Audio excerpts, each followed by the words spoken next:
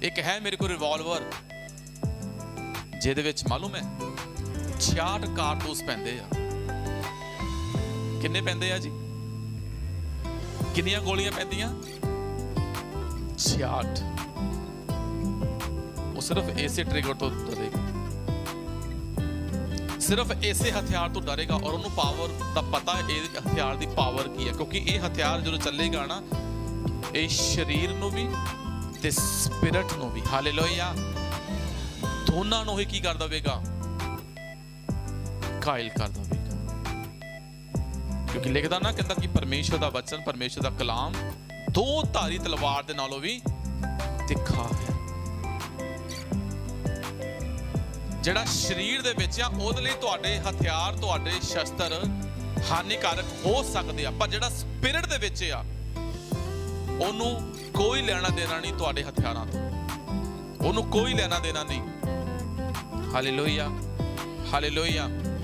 ਕਿਉਂਕਿ ਜਦੋਂ ਦੇਖੋ ਗੋਲੀਅਤ ਨੂੰ ਹਰਾਉਣ ਦੇ ਲਈ ਦਾਊਦ ਗਿਆ ਤਾਂ ਉਹਨੇ ਦੁਨਿਆਵੀ ਤੌਰ ਤੇ ਇੱਕ ਕਵਚ ਪਹਿਨਿਆ। ਉਹਨੇ ਹਥਿਆਰ ਪਾਏ ਕਿ ਨਹੀਂ ਪਾਏ ਜੀ? ਆਪਣੀ ਸੇਫਟੀ ਦੇ ਲਈ ਲਏ ਕਿ ਨਹੀਂ ਲਏ ਜੀ? ਪਹਿਨਾਏ ਗਏ ਉਹਨੂੰ ਹਥਿਆਰ। ਰਾਜਾ ਸਾਊਲ ਦੇ ਵਸਤਰ ਉਹਨੂੰ ਪਹਿਨਾਏ ਗਏ, ਪਰ ਉਹਦੇ ਮੇਚ ਨਹੀਂ ਆਏ। ਉਹਦਾ ਵੇਟ ਬਹੁਤ ਸੀਗਾ। ਆਗੇ ਸਿਰ ਤੇ ਉਹਨੇ, ਉਹ ਜਾਣਦਾ ਸੀ ਕਿ ਇਹ ਕਵਚ, ਇਹ ਪ੍ਰੋਟੈਕਸ਼ਨ, ਇਹ ਢਾਲ ਮੇਰੇ ਲਈ ਕਾਫੀ ਨਹੀਂ ਹੈ। ਕਿਉਂਕਿ ਉਹ ਚਾਹੁੰਦਾ ਸੀਗਾ, ਉਹਨੂੰ ਪਤਾ ਸੀਗਾ। ਅਸੀਂ ਬਾਣੀ ਵਿੱਚ ਪੜ੍ਹਿਆ ਸੀ ਨਾ ਪਿਛਲੇ ਦਿਨਾਂ ਦੇ ਵਿੱਚ ਕਿ ਜਿਹੜੀ ਸਾਊਲ ਦੀ ਢਾਲ ਆ ਉਹ ਤੇਲ ਖੁਣੋਂ ਮਸਾਂ ਨਹੀਂ ਸੀ ਕੀਤੀ ਗਈ। ਉਹਨੂੰ ਪਤਾ ਸੀ ਮੇਰੀ ਢਾਲ ਕੌਣ ਹੈ, ਉਹਨੂੰ ਪਤਾ ਸੀ ਮੇਰਾ ਕਵਚ ਕੌਣ ਆ, ਉਹਨੂੰ ਪਤਾ ਸੀ ਮੇਰੀ ਪ੍ਰੋਟੈਕਸ਼ਨ ਕੌਣ ਆ। ਕੌਣ? ਪਰਮੇਸ਼ਵਰ। ਉਹਦਾ ਫੇਥ ਕਿੱਥੇ ਸੀ? ਪਰਮੇਸ਼ਵਰ ਤੇ। ਇਸੇ ਕਰਕੇ ਉਹ ਨੰਗੇ ਵਸਤਰ, ਮਾਲੂਮ ਨੰਗੇ ਸਰੀਰ ਹੀ ਦੌੜਿਆ। ਕਿਹਦੇ ਵੱਲ? ਆਪਣੇ ਸ਼ਤਰੂ ਵੱਲ। ਕਿਉਂਕਿ ਉਹਨੂੰ ਪਤਾ ਸੀਗਾ ਕਿ ਜਿਹੜਾ ਮੇਰਾ ਫੇਥ ਹੈ ਨਾ, ਇਹ ਮੇਰੇ ਲਈ ਯੁੱਧ ਦਾ ਹਥਿਆਰ ਹੈ। ਉਹਦੇ ਮਾਈਂਡ 'ਚ ਗੱਲ ਸੈੱਟ ਹੋ ਚੁੱਕੀ ਸੀਗੀ ਕਿ ਜਿਹੜਾ ਮੇਰਾ ਬੋਲਿਆ ਗਿਆ ਵਚਨ ਆ, ਜੋ ਮੈਂ ਬੋਲ ਰਿਹਾ ਵਾਂ ਕਿ ਅੱਜ ਹੀ ਪਰਮੇਸ਼ਵਰ ਤੈਨੂੰ ਮੇਰੇ ਹੱਥ ਵਿੱਚ ਕਰ ਦੇਵੇਗਾ। ਉਹਨੂੰ ਪਤਾ ਸੀਗਾ ਕਿ ਮੈਂ ਇਹ ਕੀ ਕਰ ਰਿਹਾ ਵਾਂ, ਇਹ ਮੈਂ ਬਾਰੂਦ ਫੂਕ ਰਿਹਾ ਵਾਂ ਉਹਦੇ ਵੱਲ। ਕਿਉਂਕਿ ਉਹਦੀ ਕੋਸ਼ਨਾ ਔਰ ਉਹਦਾ ਫੇਥ ਉਹਦੇ ਲਈ ਉਸ ਹਥਿਆਰ ਦਾ ਕੰਮ ਕਰ ਰਿਹਾ ਸੀ ਜਿਸ ਦੀ ਉਹਨੂੰ ਜ਼ਰੂਰਤ ਸੀ। Hallelujah, hallelujah. ਔਰ ਉਹਦੇ ਉਹੀ ਵਚਨ ਉਹਦੇ ਲਈ ਪੂਰੇ ਹੋਏ। ਉਹਨੇ ਕਿਹਾ ਨਾ, ਕਹਿੰਦਾ ਕਿ ਅੱਜ ਹੀ ਤੇਰਾ ਮਾਂਸ, ਕਹਿੰਦਾ ਮੈਂ ਆਕਾਸ਼ ਦੇ ਪੰਛੀਆਂ ਨੂੰ ਕਹਿੰਦਾ ਖਾਣ ਦੇ ਲਈ ਦੇਵਾਂਗਾ। ਔਰ ਉਹਨੇ ਦਿੱਤਾ। ਕਿਉਂ ਦਿੱਤਾ? ਕਿਉਂਕਿ ਉਹ ਫੇਥ ਵਿੱਚ ਸੀ। ਉਹਨੂੰ ਪਤਾ ਸੀਗਾ ਕਿ ਸਰੀਰਿਕ ਜਿਹੜੇ ਮੇਰੇ ਹਥਿਆਰ ਆ ਮੇਰੇ ਲਈ ਕਾਬਿਲ ਨਹੀਂ ਆ। ਸਪਿਰਿਟ ਦੇ ਵਿੱਚ ਜਿਹੜੇ ਹਥਿਆਰ ਆ ਉਹ ਪਾਵਰਫੁਲ ਜ਼ਿਆਦਾ ਹੁੰਦੇ ਆ। Hallelujah, hallelujah. ਕਿਉਂਕਿ ਡੈਵਲ ਜਦੋਂ ਵੀ ਮੇਰੇ ਭਾਈ, ਮੇਰੇ ਬਹਿਨ ਘਬਰਾਵੇਗਾ, ਜਦੋਂ ਵੀ ਡਰੇਗਾ, ਪਰਮੇਸ਼ਰ ਦੇ ਵਚਨ, ਪਰਮੇਸ਼ਰ ਦੇ ਕਲਾਮ ਤੋਂ ਹੀ ਘਬਰਾਵੇਗਾ। ਅਰੇ ਪ੍ਰੈਕਟੀਕਲ ਅਸੀਂ ਲਾਈਫ ਦੇ ਵਿੱਚ ਬਹੁਤ ਵਾਰ ਵੇਖਿਆ ਆ, ਕੀਤਾ ਆ, ਬਹੁਤ ਵਾਰੀ ਕੀਤਾ। ਕਿਉਂਕਿ ਬਾਣੀ 'ਚ ਲਿਖਦਾ ਚੱਲ ਸਰੀਰ ਦੇ ਵਿੱਚ ਰਹੇ ਆ, ਕਹਿੰਦਾ ਪਰ ਯੁੱਧ ਉਹਦੇ ਅਨੁਸਾਰ ਨਹੀਂ ਆ। ਔਰ ਅੱਗੇ ਲਿਖਦਾ ਇਸ ਲਈ ਜੋ ਸਾਡੇ ਯੁੱਧ ਦੇ ਸ਼ਸਤਰ ਸਰੀਰਿਕ ਨਹੀਂ ਸਗੋਂ ਪਰਮੇਸ਼ਵਰ ਦੇ ਭਾਣੇ ਕਿਲਿਆਂ ਦੇ ਢਾਹ ਦੇਣ ਦੇ ਲਈ ਡਾਢੇ ਤਕੜੇ ਹਨ। ਹਾਲੇਲੂਇਆ। ਕਿਹਨੂੰ ਢਾਹ ਦੇਣ ਦੇ ਲਈ? ਕਿਲਿਆਂ ਨੂੰ ਢਾਹ ਦੇਣ ਦੇ ਲਈ। ਅੱਜ ਕੱਲ ਤਾਂ ਕਿਲੇ ਦੇਖਣ ਨੂੰ ਮਿਲਦੇ ਨਹੀਂ। ਪੁਰਾਣੇ ਸਮੇਂ ਦੇ ਵਿੱਚ ਰਾਜੇ ਮਹਾਰਾਜੇ ਰਹਿੰਦੇ ਸੀ, ਕਿਲਿਆਂ ਵਿੱਚ ਰਹਿੰਦੇ ਸੀ। ਔਰ ਉਹਨਾਂ ਦੀਆਂ ਦੀਵਾਰਾਂ ਬਹੁਤ ਵੱਡੀਆਂ ਵੱਡੀਆਂ, ਔਰ ਉਹਨਾਂ ਦੀ ਜਿਹੜੀ ਹਾਈਟ ਬਹੁਤ ਹੀ ਜ਼ਿਆਦਾ ਵੱਡੀ, ਔਰ ਉਹਦੀ ਜਿਹੜੀ ਫਾਊਂਡੇਸ਼ਨ ਸੀਗੀ ਉਹ ਵੀ ਬਹੁਤ ਮਜ਼ਬੂਤ ਹੁੰਦੀ ਸੀਗੀ। ਦੇਖਿਆ ਕਦੀ ਕਿਸੇ ਨੇ? ਦਿੱਲੀ 'ਚ ਲਾਲ ਕਿਲ੍ਹਾ ਕਦੀ ਕਿਸੇ ਨੇ ਦੇਖਿਆ? ਲਾਲ ਕਿਲ੍ਹਾ ਦਿੱਲੀ 'ਚ ਦੇਖਿਆ ਨਹੀਂ ਕਦੀ ਕਿਸੇ ਨੇ? ਚਲੋ ਕੋਈ ਨਹੀਂ, ਠੀਕ ਹੈ। ਪਰ ਫਿਰ ਵੀ ਆਪਾਂ ਬਾਣੀ ਵਿੱਚ ਪੜ੍ਹ ਕੇ ਦੇਖ ਸਕਦੇ ਨਾ, ਯਰੀਹੋ ਦੀ ਦੀਵਾਰ, ਵਾਲ ਆਫ ਯਰੀਹੋ ਦੇਖੀ, ਪੜ੍ਹੀ ਸੁਣੀ ਨਾ ਆਪਾਂ ਕਿ ਕਿੱਡੀ ਵੱਡੀ, ਕਿੱਡੀ ਮਜ਼ਬੂਤ ਹੈ। ਲਿਖਦਾ ਕਿ ਯਰੀਹੋ ਇਜ਼ਰਾਈਲੀਆਂ ਦੇ ਕਾਰਨ ਵੱਡੀ ਪਕਿਆਈ ਦੇ ਨਾਲ ਕੀ ਕੀਤਾ ਗਿਆ ਸੀਗਾ? ਬੰਦ ਕੀਤਾ ਗਿਆ ਸੀ ਵੱਡੀ ਪਕਿਆਈ ਦੇ ਨਾਲ। ਉਹਦੀ ਹਾਈਟ ਇੰਨੀ ਉੱਚੀ ਔਰ ਡਬਲ ਦੀਵਾਰ ਸੀਗੀ। ਉਹ ਦੀਵਾਰ ਦੇ ਵਿੱਚ ਫਿਰ ਦੀਵਾਰ, ਥੋੜੇ ਗੈਪ ਦੇ ਨਾਲ, ਡਿਸਟੈਂਸ ਨਾਲ ਫਿਰ ਦੀਵਾਰ, ਤਾਂ ਕਿ ਕੋਈ ਪਰਸਨ ਇੱਕ ਟੱਪ ਕੇ ਆਏ ਵੀ ਅਗਲੀ ਫਿਰ ਵਿੱਚ ਬਣੀ ਹੋਈ ਦੀਵਾਰ ਦੇ ਵਿੱਚ, ਵਾਲ ਦੇ ਵਿੱਚ ਵਾਲ ਸੀਗੀ ਉਹ। ਹਾਲੇਲੂਇਆ। ਔਰ ਵੱਡੀ ਕਨਤ ਕੀਤੀ ਗਈ ਸੀਗੀ, ਉਹ ਪਕਿਆਈ ਨਾਲ ਬੰਦ ਕੀਤੀ ਗਈ ਸੀਗੀ। और परमेश्वर ने बोलिया योशुआ नूं, की बोलिया सीगा, कहना सिर्फ वाल वाल देखना, मूंह चों नहीं कुछ निकलने चाहिए। ओए एडी वड्डी इनू किदां ढावांगे, क्योंकि उन्हां दे कोल किहड़ा कोई तोप आ, उन्हां कोल किहड़ा कोई टैंक आ, उन्हां दे कोल किहड़ा कोई रॉकेट आ, हैगा कुछ? बोलिए, जिन्हां नाल ओह कंध नूं ढाणगे, जिन्हां नाल ओह यरीहो दे विच एंट्री करनगे, नैवर। बेशक उन्हां कोल कुछ नहीं आ, पर मेरे भाई मेरी बहन, परमेश्वर ते फेथ और उन्हां दे युद्ध दे हथियार की सीगे? परमेश्वर ते भरोसा। उन्हें पता सीगा कि साडी जंग कौन लड़ रहा वा? बोलिए, परमेश्वर लड़ रहा। Hallelujah, hallelujah. घूमदे गए लास्ट दे विच जदों 7 चक्कर मारे, फिर उन्होंने की किया जी?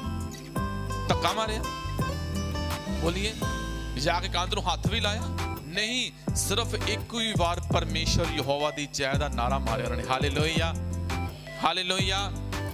और देखदियां ही देखदियां इन्नी शक्तिशाली वाल और यरीहो की हो गई? जमीन दे विच धस गई। Hallelujah, hallelujah. की करना पिया? टच भी करने की जरूरत नहीं पई। बोलिए, की करने की जरूरत भी नहीं पई? बोलिए जी, बोलिए, छूण की जरूरत भी नहीं पई, क्योंकि परमेश्वर का कलाम सचमुच मेरे भाई मेरे बहन अज भी तुहाडी लाइफ दे विच उह समस्यावां दे, परेशानियां दे, बीमारियां दे किले ढाण दी क्षमता रखदा। वचन अज भी ओही आ। फेथ ओहदा दा लियाणे पैना तुहानू ते मैनू, आग्याकारी विच आने पैना, तद ब्लैसिंग आ। ओहदे विच पाया जाने पैना, जिदा पौल कहंदा, एवें नहीं कहंदा, हो कहंदा किले भी ढा दूंगा मैं, कीते? परमेश्वर ते फेथ करके और वचन बयान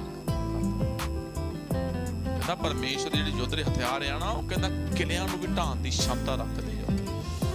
और किले नूं ढाणा कोई खेल नहीं आ, बिना हथियार तो, बिना किसी टोप तो, बिना किसी टैंक तो, बिना किसी जहाज तो, जिहदे विच गोला बारूद भरिया होवे। पर उन्हां दे वचनां दे विच इन्नी पावर सीगी ना, उन्हां दी जय दे शोर दे विच इन्नी पावर सीगी कि यरीहो दी कंध अपने आप थल्ले झुक गई, टुट गई। और अगे की लिखदा, सो असीं वहमां नूं अते हर एक उच्ची गल नूं जिहड़ी परमेश्वर दे ज्ञान दे विरुद्ध सिर चुकदी है, ढा दिंदे हां। हालेलुया। की करदे? कहंदा कि हर एक वहम नूं, हर एक नेगेटिविटी नूं, जो कहंदा परमेश्वर दे वचन, परमेश्वर दे कलाम साडी ग्रोथ दे खिलाफ कहंदा सिर चुकदी है, कहंदा उस गल नूं कहंदा की कर दिंदे हां? ढा दिंदे हां। इह नहीं कि बनाई जांदे हां महल ते महल, इट ते इट रखी जांदे हां, कहंदा ढा दिंदे हां। और अगे लिखदा, अते हर एक ख्याल नूं बंधन विच लियाउंदे हां, पई ओ मसीह दा आज्ञाकार होवे। हालेलुया। अते हर एक ख्याल नूं की करदे हां? की करदे हां? कहंदा जी कैद दे विच लियाउंदे हां। सीधी जी गल आ। ओनू कहंदा की करदे हां? अपने कहंदा कंट्रोल दे विच लैके आंदे हां। किस काम दे लई? कहंदा कि ओ मसीह दा की होवे? आज्ञाकार। मसीह ने अपने आप को आगेकारी विच लैके आंदा। सारियां समस्यावां परेशानियां अपने आप देखो ना, यीशु मसीह दे आगेकारी दे विच चल रही है कि नहीं चल रही? जी बोलिए, चल रही कि नहीं चल रही? अजकल वहम भरम जिन्ने भी है बाइबल के अकॉर्डिंग देखो पढ़ के। क्यों? क्योंकि यीशु आगेकारी दे विच गया, ते जदों यीशु आगेकारी दे विच गया ते हर एक चीज की हो गई? ओदी आगेकारी दे विच आ गई। समझदे हो मेरी गल? समझदे हो? हालेलुया। यीशु मसीह दी आज्ञाकारी दे कारण, क्योंकि वो आज्ञाकारी दे विच आया ते हर एक चीज, चाहे नेगेटिव है चाहे पॉजिटिव है, हर एक स्पिरिट चाहे वो नेगेटिव है चाहे वो पॉजिटिव है, वो कौन है? यीशु मसीह दी आज्ञाकारी दे विच। यीशु मसीह दे कोल अथॉरिटी आ ओनू कंट्रोल करन दी, होर किसी कोल नहीं आ। और ਉਹਦਾ वचन भी बयान करता, शरीर अनुसार चलते हैं, कहता युद्ध अनुसार नहीं चलते, क्योंकि साडे कहता जिहड़े शस्त्र आ, जिहड़े साडे हथियार आ, वो ਕਹਿੰਦਾ ਕਿਲਿਆਂ ਨੂੰ ਵੀ ਢਾਹ ਦੇਣ ਦੇ ਲਈ ਕਹਿੰਦਾ ਡਾਲੇ ਵਾਲੇ ਤਕੜੇ ਆ, ਫੇਥਫੁਲੀ ਉਹ ਕਹਿੰਦਾ ਇਦਾਂ ਦੇ ਆ। ਉਹ ਕਹਿੰਦਾ ਕਿ ਅਸੀਂ ਹਰ ਇੱਕ ਉੱਚੀ ਗੱਲ ਨੂੰ ਕਹਿੰਦਾ ਬੰਧਨ ਦੇ ਵਿੱਚ ਲਿਆਂਦੇ ਹਾਂ ਤਾਂ ਕਿ ਸਾਰੀਆਂ ਗੱਲਾਂ ਕਹਿੰਦਾ ਮਸੀਹ ਦੀ ਆਗਿਆਕਾਰੀ ਦੇ ਵਿੱਚ ਆ ਜਾਵੇ। ਮਸੀਹ ਦੀ ਆਗਿਆਕਾਰੀ, ਤੁਹਾਡੀ ਵੀ ਆਗਿਆਕਾਰੀ ਨਹੀਂ, ਮਸੀਹ ਦੀ ਆਗਿਆਕਾਰੀ। ਕਿਉਂਕਿ ਜਦੋਂ ਅਸੀਂ ਉਹਦੀ ਆਗਿਆਕਾਰੀ ਦੇ ਵਿੱਚ ਹਾਂ ਤਾਂ ਆਟੋਮੈਟਿਕਲੀ ਸਭ ਚੀਜ਼ਾਂ ਮੇਰੇ ਭਾਈ ਮੇਰੇ ਬਹਿਨ ਤੁਹਾਡੀ ਆਗਿਆਕਾਰੀ ਦੇ ਵਿੱਚ ਹੈ। ਕਿਉਂਕਿ ਪ੍ਰਭੂ ਨੇ ਧਰਮੀ ਬਣਾਉਣ ਦੇ ਲਈ ਆਗਿਆਕਾਰੀ ਕੀਤੀ, ਆਗਿਆਕਾਰੀ ਦੇ ਵਿੱਚ ਰਿਹਾ। ਸ਼ਰੀਰ ਅਨੁਸਾਰ ਨਹੀਂ ਚੱਲਦਾ, ਕਹਿੰਦਾ ਮੈਂ ਚੱਲਦਾ ਬੇਸ਼ੱਕ ਆ, ਯੋਧਨ ਕਹਿੰਦਾ ਸਰੀਰਿਕ ਨਹੀਂ ਹੈ ਮੇਰਾ। ਦੁਸ਼ਮਣ ਕਹਿੰਦਾ ਮੇਰਾ ਸਰੀਰਿਕ ਨਹੀਂ ਆ। ਔਰ ਅਸੀਂ ਇਸ ਗੱਲ ਨੂੰ ਜਾਣਦੇ ਹਾਂ ਕਿ ਜਿਹੜੀ ਸਾਡੀ ਜੰਗ ਆ ਉਹ ਸਰੀਰਿਕ ਨਹੀਂ ਹੈ। Hallelujah, hallelujah. ਜਿਹੜੀ ਯੁੱਧ ਆ ਕੀ ਆ? ਸਰੀਰਿਕ ਨਹੀਂ ਆ। ਉਹ ਤੁਹਾਨੂੰ ਤੇ ਮੈਨੂੰ ਪਰਮੇਸ਼ਵਰ ਆਸ਼ੀਸ਼ ਔਰ ਬਲੈਸਿੰਗ ਦੇ ਨਾਲ ਭਰਨ ਵਾਲਾ ਪਰਮੇਸ਼ਵਰ। ਮੇਰੇ ਨਾਲ ਖੋਲਣਾ ਇਬਰਾਨੀਆਂ ਦੇਖਣਾ ਤੇ ਫਿਰ ਦੇਖੀਏ ਪੌਲ ਇਬਰਾਨੀਆਂ ਦੀ ਪੱਤਰੀ ਦੇ ਵਿੱਚੋਂ ਫਿਰ ਤੁਹਾਨੂੰ ਮੇਰੇ ਨਾਲ ਗੱਲ ਕਰਦਾ ਉਹਦਾ 4 अध्याय।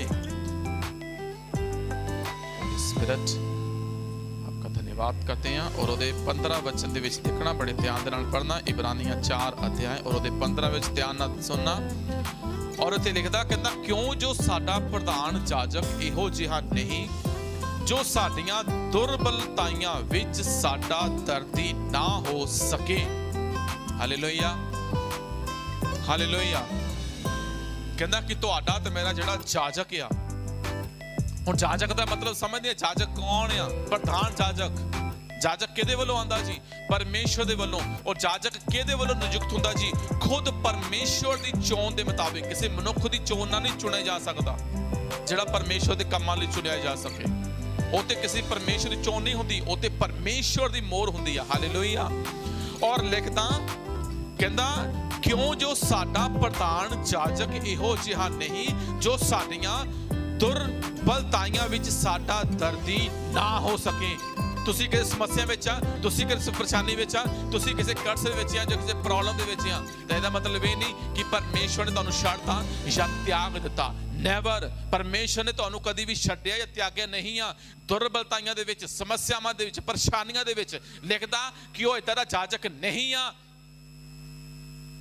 ਜਿਹਨੂੰ ਦਰਦ ਨਾ ਹੋਵੇ ਤੁਹਾਡੇ ਮੇਰੇ ਲਈ, ਜਿਹੜਾ ਦਰਦੀ ਨਾ ਹੋਵੇ। ਅਸੀਂ ਸੋਚਦੇ ਕਈ ਵਾਰੀ ਕਿ ਪਰਮੇਸ਼ਵਰ ਪਤਾ ਨਹੀਂ ਕਿੱਥੇ ਆ, ਇਹਨਾਂ ਸਮੱਸਿਆਵਾਂ ਦੇ ਵਿੱਚ, ਇਹਨਾਂ ਪਰੇਸ਼ਾਨੀਆਂ ਦੇ ਵਿੱਚ ਅਸੀਂ ਕਿਉਂ ਪਏ ਹੋਏ ਆ।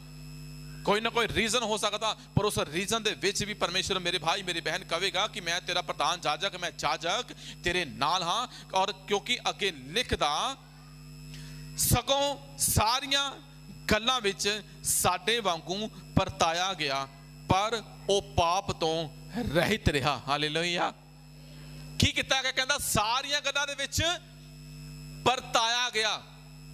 ਸਾਰੀਆਂ ਦੇ ਵਿੱਚ ਕੋਈ ਇੱਕ ਕੰਮ ਵੀ ਨਹੀਂ ਹੈਗਾ ਜਿਹਦੇ ਵਿੱਚ ਯਿਸੂ ਮਸੀਹ ਦੀ ਪ੍ਰੀਖਿਆ ਨਾ ਹੋਈ ਹੋਵੇ। ਕੋਈ ਏਦਾਂ ਦਾ ਰੀਜ਼ਨ ਨਹੀਂ ਹੈਗਾ ਜਿਹਦੇ ਵਿੱਚ ਯਿਸੂ ਮਸੀਹ ਪ੍ਰੀਖਿਆ ਦੇ ਵਿੱਚੋਂ ਨਾ ਗੁਜ਼ਰਿਆ ਹੋਵੇ। ਹਰ ਇੱਕ ਪ੍ਰੀਖਿਆ ਦੇ ਵਿੱਚੋਂ ਗੁਜ਼ਰ ਕੇ ਗਿਆ ਹੋ, ਚਾਹੇ ਚੇਲਿਆਂ ਵੱਲੋਂ ਹੋਵੇ, ਚਾਹੇ ਫਰੀਸੀ ਸਦੂਕੀ ਉਹਨੂੰ ਕੁਐਸਚਨ ਕਰਦੇ ਹੋਣ, ਜਾਂ ਕੋਈ ਦੁਨੀਆ ਉਹਨੂੰ ਕੋਈ ਸਵਾਲ ਪੁੱਛ ਲਵੇ, ਚਾਹੇ ਕੋਈ ਜਾਜਕ ਉਹਨੂੰ ਕੋਈ ਪੁੱਛ ਲਵੇ, ਚਾਹੇ ਕੈਫਾਸ ਨੇ ਪੁੱਛਿਆ, ਚਾਹੇ ਕਿਸੇ ਨੇ ਵੀ ਰਾਜੇ ਨੇ ਪੁੱਛਿਆ ਹੋਵੇ, ਸਾਰੀਆਂ ਗੱਲਾਂ ਦੇ ਵਿੱਚ